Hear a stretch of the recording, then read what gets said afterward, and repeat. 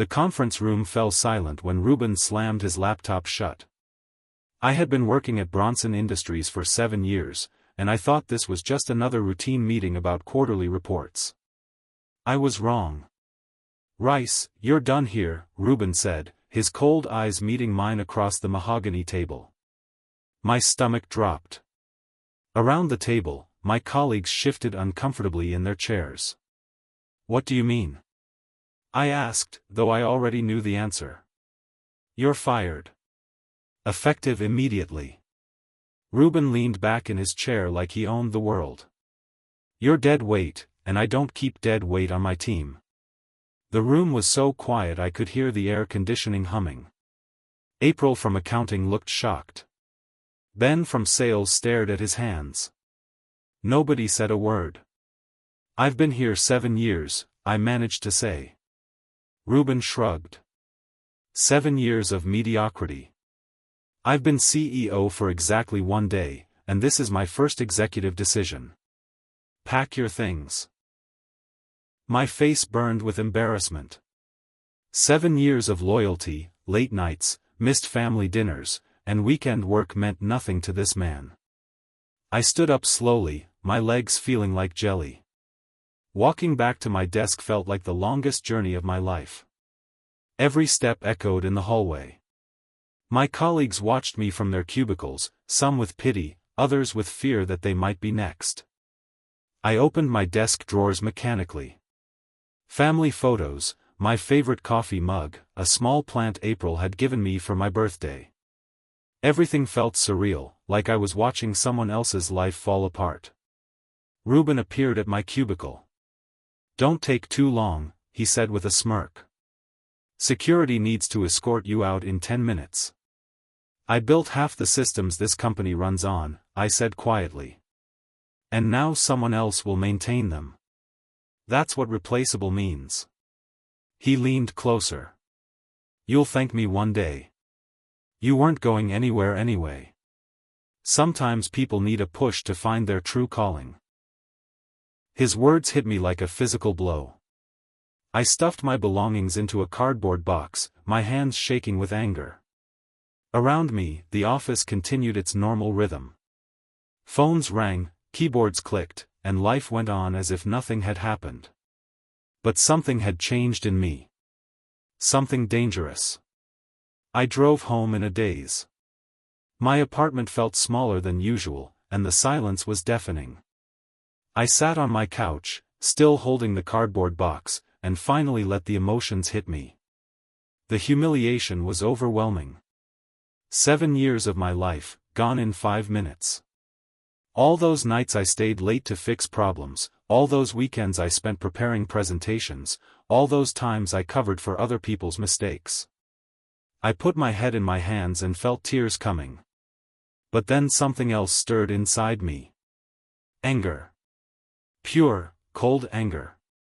Ruben had made a mistake. A big one. He thought he knew everything about Bronson Industries, but he had only been there for 1 day. I had been there for 7 years. I knew every client, every system, every weakness. I knew where all the bodies were buried. I wiped my eyes and opened my laptop. If Ruben wanted to play games, I would show him what a real game looked like. He had called me replaceable, but I was about to prove that he was the one who didn't belong. The war had begun. My laptop contained 7 years of work history. Project files, client communications, system documentation, budget reports. As I scrolled through the folders, I realized I was looking at the backbone of Bronson Industries. The Herbelt account alone was worth $3 million annually. I had been the primary contact for 5 years. The system integration project that saved the company $2 million. I designed it. The client retention program that boosted satisfaction ratings by 40%. My idea. But more importantly, I found something else. Hidden in my old email folders were messages about problems Ruben didn't even know existed. Budget overruns, delayed projects, unhappy clients who were already considering leaving. Bronson Industries looked successful on the surface, but underneath, it was a house of cards. And I had been the one holding it together.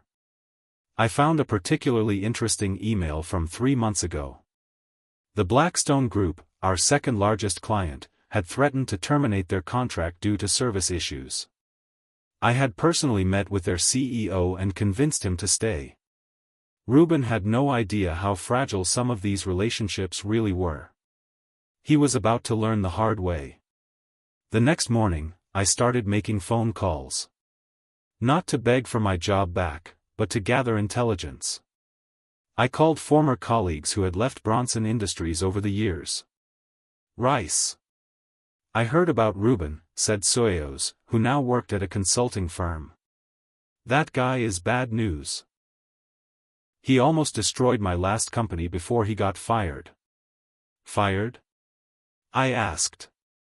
Oh yeah. He lasted 8 months at JKT Corp before the board kicked him out. Word is he made enemies of half the senior staff and lost 2 major clients. This was interesting.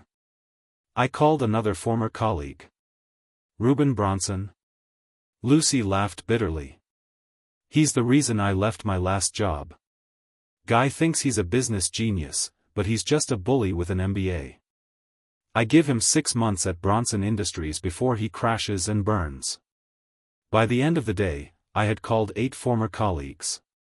The picture that emerged was clear. Ruben had a pattern.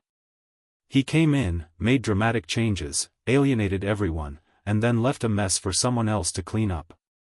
But this time was going to be different. This time, I was watching. Instead of immediately looking for a new job, I decided to wait and watch. I had enough savings to last a few months, and I wanted to see what Ruben would do without me there to fix his mistakes. I didn't have to wait long. 3 days after I was fired, I got a text from Ben in sales, her belt account, asking where you are. Ruben told them you were reassigned. They're not happy. A week later, April texted me, the system crashed twice today. Ruben hired some cheap contractor to fix it. Still not working right. The beautiful thing about revenge is that sometimes you don't have to do anything. Sometimes you just have to step back and let incompetent people destroy themselves. But I wasn't content to just watch. I was planning. I spent my days researching Ruben's background, tracking his previous jobs, and building a timeline of his failures. I also started researching Bronson Industries' competitors, particularly Northfield Solutions, a growing firm that had been trying to break into our market for years. If Ruben wanted to replace me, I would make sure he got exactly what he deserved. 2 weeks after my firing, I had a job interview at Northfield Solutions. The irony wasn't lost on me that I was interviewing with Bronson Industries' biggest competitor. I have to ask, said the hiring manager, why are you leaving Bronson Industries after 7 years? I smiled. New management and I didn't see eye to eye on the company's direction. Would you care to elaborate? I leaned forward slightly. Let's just say that the new CEO has some very interesting ideas about how to run a business. Ideas that I think will create opportunities for companies like Northfield. The hiring manager's eyes lit up. What kind of opportunities? The kind that happens when experienced professionals become available and existing clients start looking for better service. 20 minutes later, they offered me a position as Senior Business Development Manager. The salary was 20% higher than what I had been making at Bronson Industries. I accepted immediately. On my first day at Northfield, I was introduced to the senior team. The last person I met was the VP of Strategy, a sharp woman named Olivia Kane. Rice from Bronson Industries, she said with a knowing smile. I've been hoping to meet you. Oh? I worked with your former CEO about 3 years ago. Well, former CEO. Before Ruben. She gestured for me to sit down. Ruben Bronson and I have history. He cost my previous company a major contract through sheer incompetence. I felt a surge of excitement. Really? Oh yes. And when I heard he was taking over Bronson Industries, I marked my calendar. I give him 4 months before he implodes. She leaned back in her chair. Having you here just makes the timeline more interesting. I'm not sure I follow. Olivia smiled like a shark. Rice, you know Bronson Industries better than anyone. You know their strengths, their weaknesses, their clients. And I know Ruben's weaknesses. If you're interested in bringing him down, you couldn't have picked a better place to land. This was even better than I had hoped. Over the next month, I began building my case against Ruben. It wasn't hard. Former colleagues were more than happy to share information about the chaos he was creating. The budget software I had maintained was constantly crashing. The Herbelt account was threatening to leave. 2 junior developers had quit rather than deal with Ruben's micromanagement style. But I needed more than gossip. I needed documentation. That's when Lucy called me. She still had friends at Bronson Industries who were keeping her updated on the situation. Rice, you need to see this, she said, forwarding me an email. It was an internal message from Ruben to the department heads, full of typos and spelling errors, demanding they increase productivity by 50% while reducing costs by 30%. This is just the beginning, Lucy said. My friend in HR says Ruben is planning to lay off 20% of the staff next month. I saved every email, every text message, every piece of information. I was building a file that would eventually bring Ruben down. But first, I needed to be patient.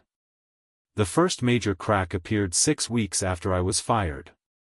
Ben texted me with urgent news: Herbelt pulled their contract. They're done.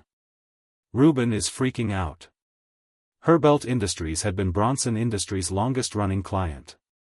A $3 million annual contract, gone. I called Ben during his lunch break. What happened? Ruben tried to renegotiate their rates. Said the previous management had been too generous with pricing. Herbelt's CEO told him to stuff it. I almost laughed. The Herbelt account wasn't just about money. It was about relationship building, trust, and understanding their specific needs. Ruben had treated it like a simple math problem. That's not even the best part, Ben continued. Ruben called an all-hands meeting and blamed the sales team. Said we weren't hungry enough. Half the people in that room have been here longer than he's been alive. The house of cards was starting to fall. But this was just the beginning. Within a week, news of Herbelt's departure spread through the industry. Other clients started asking questions about Bronson Industries' new direction. I sat in my new office at Northfield and smiled. Ruben was doing my job for me. A month later, Ruben made his first public statement about the changes at Bronson Industries. He did an interview with Business Weekly, and I read every word with growing amazement. We're cleaning house, Ruben said in the article. The previous management allowed mediocrity to flourish. We're building a leaner, more efficient organization. When asked about the Herbelt account, Ruben said, sometimes you have to lose dead weight to move forward. Herbelt was demanding services at below-market rates. We don't do charity work. But the part that made me smile was when the interviewer asked about staff changes. We eliminated several underperforming employees, Ruben said. One individual in particular had been coasting for years. Rice something. He was holding the company back. I printed the article and pinned it to my office wall. Ruben had just handed me the perfect weapon. He had made it personal, and now everyone in the industry would know my name. That was his second major mistake. The annual industry summit was held every fall at the Grand Hotel downtown. It was the biggest networking event of the year, and everyone who mattered in our field would be there. Including Ruben. I spent 2 weeks preparing for this event. Not just preparing my talking points, but preparing my strategy. I needed to plant seeds of doubt about Ruben's leadership without looking like I was seeking revenge. The night of the summit, I wore my best suit and practiced my elevator pitch. I wasn't there to badmouth anyone. I was there to share my expertise and make connections. The opportunity came during the cocktail hour. I was talking to Janet Kowalski, CEO of Apex Industries, when Ruben's name came up. I heard Bronson Industries lost the Herbelt account, Janet said. That's surprising. They had that contract for what, 8 years? 9, I corrected. It's unfortunate. Herbelt is a great company to work with. Weren't you at Bronson until recently? I nodded. The new leadership has some interesting ideas about client relationships. I think they're betting that aggressive pricing strategies will pay off long-term. Janet raised an eyebrow. Aggressive pricing? Herbelt walked away because rates were too high. I just smiled and sipped my drink. I didn't need to say anything else. Janet was smart enough to read between the lines. 2 days after the summit, my phone rang. The caller ID showed a number I didn't recognize. Is this Rice Bradley? The voice was professional, crisp. Yes. This is Amanda Mark from Financial Tribune. I was hoping we could chat about some recent developments in the business services sector. My pulse quickened. Financial Tribune was the most respected publication in our industry. What kind of developments? Well, there's been some interesting movement lately. Companies changing leadership, contracts being terminated, employees jumping ship. I'm working on a piece about industry trends, and your name came up in a few conversations. I agreed to meet her for coffee the next day. This was exactly what I had been hoping for. Amanda turned out to be a sharp reporter in her 30s who had been covering the business services industry for 5 years. She knew everyone and everything. Off the record, she said, I've been hearing some concerning things about Bronson Industries. Want to share your perspective? I chose my words carefully. I didn't want to seem vindictive, but I wanted to be helpful. I can't speak to their current operations, I said. But I can tell you that successful client relationships in this industry are built on trust and consistency. Dramatic changes can be disruptive. The breakthrough came from an unexpected source. 2 weeks after my interview with Amanda, I got a call from someone inside Bronson Industries. Rice? This is Warren Cole from accounting. I remembered Warren. He was a quiet guy who had been at Bronson for 12 years. We had never been close, but we had always been friendly. Warren, good to hear from you. How are things? Terrible, he said bluntly. Rice, I need to talk to someone, and you're the only person I trust who's not here anymore. We met at a coffee shop across town. Warren looked exhausted. Ruben is cooking the books, he said without preamble. I nearly choked on my coffee. What? The quarterly report he submitted to the board last week. The numbers are wrong. He's hiding the Herbelt loss by spreading it across multiple categories. He's also inflating our current contract values. Warren pulled out a folder. I have copies of the real numbers versus what he reported. Rice, if the board finds out about this, it's not just Ruben who goes down. The whole company could be in legal trouble. I stared at the documents. This was bigger than I had imagined. Why are you showing me this? Warren looked me in the eye. Because you were the most honest person in that place, and Ruben destroyed you for no reason. And because I think someone needs to stop him before he destroys all of us. Armed with Warren's information, I had a decision to make. I could expose Ruben immediately, but that might not be enough to ensure he was completely destroyed. Or I could wait for the right moment and make sure the impact was devastating. I chose to wait. Ruben's arrogance was growing by the day. At the next industry networking event, he bragged about Bronson Industries' record-breaking quarter to anyone who would listen. We're up 30% over last year, he told a group of potential clients. The previous management was clearly not maximizing our potential. I stood nearby, sipping my drink and listening to his lies. He was setting himself up for an even bigger fall. A week later, Warren called again. He's getting worse. He just fired 3 more people, including April from accounting. Said the department was bloated. Rice, we're down to skeleton staff, and he's still promising clients the same level of service. What about the board? Are they asking questions? He keeps telling them everything is fine. Shows them his fake numbers and talks about efficiency improvements. But some of the board members are starting to get calls from unhappy clients. The pressure was building. Rubin was like a man standing on thin ice, and he didn't even realize it was starting to crack beneath his feet. The final piece of ammunition came from Rubin himself. At a staff meeting in November, Warren recorded Rubin's entire speech on his phone and sent it to me later that day. In the recording, Rubin's voice was clear and full of contempt. I want everyone to understand something. You are all replaceable. Every single one of you. I can hire someone to do your job for half the salary tomorrow. The only reason you're still here is because I haven't gotten around to finding your replacement yet. The audio quality was perfect. You could hear people shifting uncomfortably in their chairs, someone coughing nervously. Rubin continued.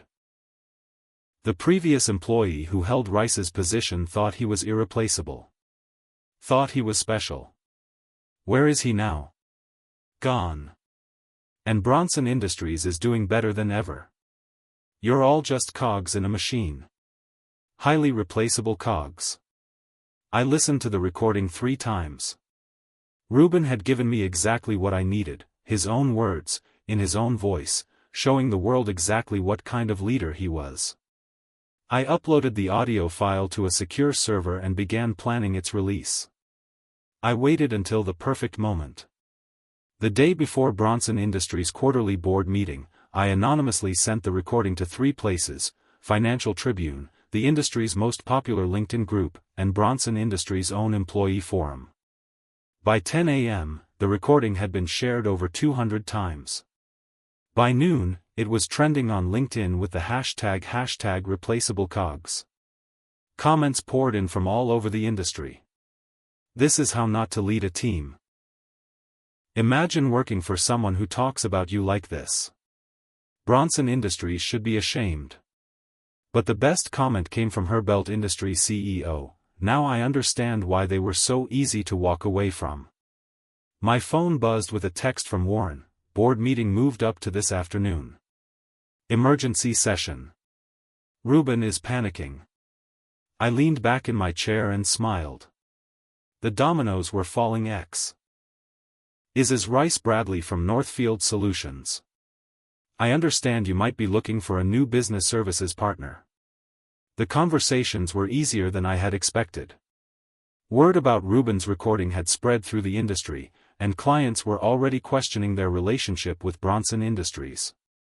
We've been concerned about the service quality lately, admitted the CEO of Hartwell Corp., a mid-sized manufacturing company.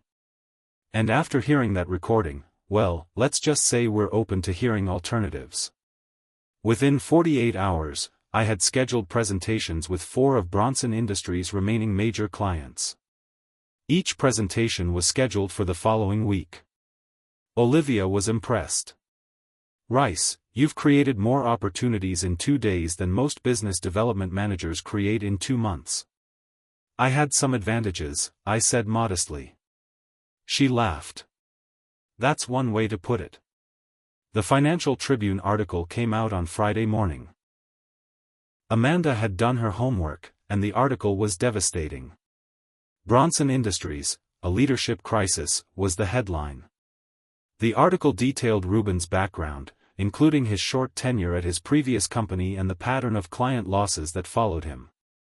But the most damaging part was the analysis of Bronson Industries' financial situation. Using the documents Warren had provided, anonymously, of course, Amanda had uncovered the discrepancies between Rubin's reported numbers and the company's actual performance. Sources close to Bronson Industries suggest that recent leadership changes have resulted in significant client losses and internal disruption, the article stated. The company's reported financial gains appear to be inconsistent with industry observations and client feedback. The article included quotes from the infamous recording and reaction from industry leaders. It was thorough, professional, and completely damning. I printed a copy and added it to my growing collection of Rubin-related documents. This was turning out better than I had ever imagined. On Monday morning, Warren called me with an update. Emergency board meeting yesterday. Lasted 4 hours. Rubin tried to spin everything, said the recording was taken out of context, said the article was written by disgruntled former employees. Did they buy it? Some did. But then 3 board members said they had gotten calls from concerned clients. And when the board asked for detailed financial reports, Rubin started sweating. Warren paused. Rice, I think they're going to audit the books. If they do, they'll find everything. This was the moment I had been waiting for. Rubin's house of cards was finally collapsing, and he had built it all himself. What's the mood in the office? People are scared. Half the staff is updating their resumes. The other half is just trying to keep their heads down until this blows over. But it wasn't going to blow over. Not this time. On Tuesday, I had my first client presentation as part of Northfield Solutions. The client was Hartwell Corp., one of Bronson Industries' remaining accounts. The presentation went perfectly. They signed a contract that afternoon. Rubin was getting desperate. On Wednesday, Warren called with an urgent update. He's trying to throw you under the bus. Big time. He called another staff meeting and spent 20 minutes talking about bitter former employees and industrial sabotage. He didn't use your name, but everyone knows who he was talking about. What exactly did he say? He said someone was spreading lies about the company and trying to damage Bronson Industries' reputation. He said this person was a mediocre employee who couldn't handle being fired, and was now desperately trying to make himself feel better by destroying others. I almost laughed. Rubin was making the same mistake he had made with the Business Weekly interview. He was making it personal, which meant people would start looking more closely at his claims. Did anyone believe him? Rice, nobody believes anything he says anymore. He's lost all credibility. People are just waiting to see what happens next. What happened next was exactly what I had been planning.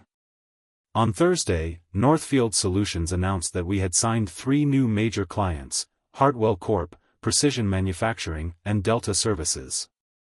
All former Bronson Industries accounts. By Friday, the situation at Bronson Industries had reached a breaking point. The company's stock price had dropped 15% in a week. 2 more major clients had terminated their contracts. 3 additional senior employees had resigned. And then Rubin made the call I had been expecting. Rice. His voice was barely recognizable. The arrogance was gone, replaced by something that sounded like desperation. Rubin. This is a surprise. We need to talk. I think there's been a misunderstanding. I leaned back in my chair. This was delicious. What kind of misunderstanding? About your departure from Bronson Industries. Maybe we were too hasty. Maybe there's a way to work things out. I let the silence stretch for a long moment. Are you offering me my job back? I'm offering you a better job. Senior management. 20% salary increase. Full control over client relationships. That's very generous, I said slowly. But I'm happy where I am. Rice, please. You have to help me fix this. You're the only one who really understands how everything works. These clients trust you. You could convince them to come back. The desperation in his voice was almost pitiful. Almost. Rubin, do you remember what you said when you fired me? Silence. You said I was dead weight. You said I was replaceable. You said I'd thank you someday for pushing me to find my true calling. I was wrong. I admit it. I was wrong. I smiled. You were right about one thing, though. I did find my true calling. And I want to thank you for that. I hung up. The end came faster than even I had expected. On the following Monday, Warren called with the news I had been waiting for. He's gone. Board voted him out yesterday evening. Unanimous decision. What was the final straw? The audit results came back. They found everything: the inflated numbers, the hidden losses, the fake quarterly reports. Plus, we lost 2 more clients over the weekend. The board said they had no choice. I felt a surge of satisfaction, but also something else. Relief. It was finally over. What about you? Are you okay? Warren sighed.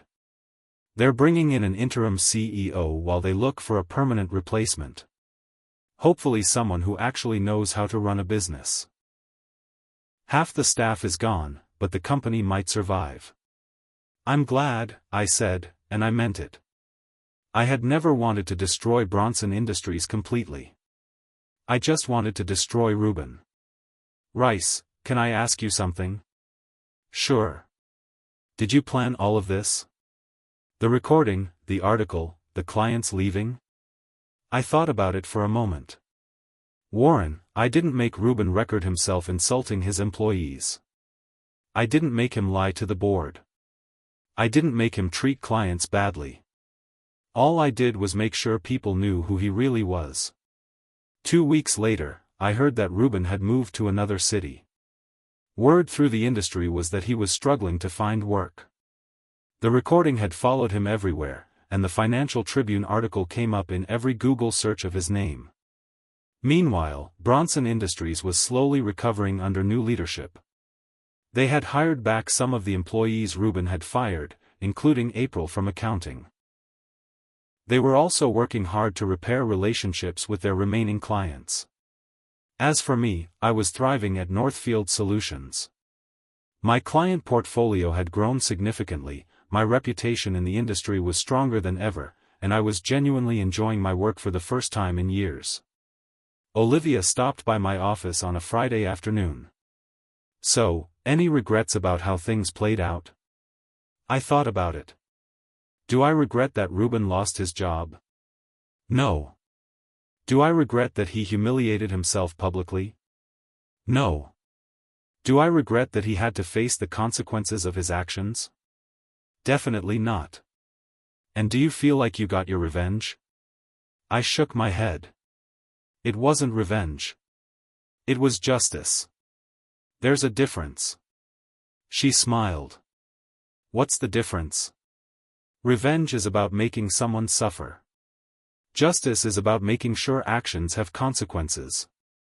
6 months later, I was promoted to Director of Business Development at Northfield Solutions.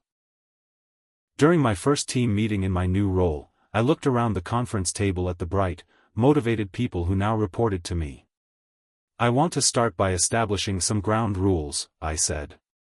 First, everyone in this room has value. Your ideas matter, your contributions matter, and your professional growth matters to me personally. I paused, thinking about Reuben and his replaceable cogs speech. Second, I never want to hear anyone in this company refer to employees as replaceable. Yes, we all have specific roles and responsibilities. But each of you brings unique skills, experience, and perspective to this team. That's not replaceable, that's valuable. After the meeting, my assistant handed me a message. Someone named Reuben Bronson had called, asking if I might be interested in meeting for coffee to discuss potential opportunities for collaboration. I smiled and handed the message back to her. If he calls again, tell him I'm not available. Some bridges, once burned, should stay that way. I had learned something important during this whole experience. Never let anyone tell you you're replaceable. Know your worth, document your contributions, and remember that sometimes the people who underestimate you are the ones who end up forgotten. As I sat in my new office, looking out at the city skyline, I realized that Ruben had been right about one thing. I should thank him. His arrogance and cruelty had pushed me to become better than I ever thought possible. But I wasn't planning to call him to say thanks anytime soon.